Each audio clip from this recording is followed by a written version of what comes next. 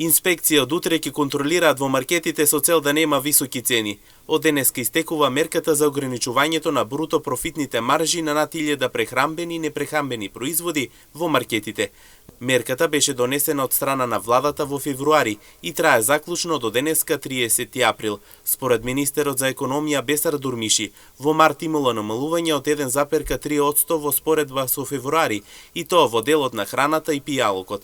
Слични се податоците и во април и како што тој рече, намалувањето е повторно на цените на храната и пијалоците.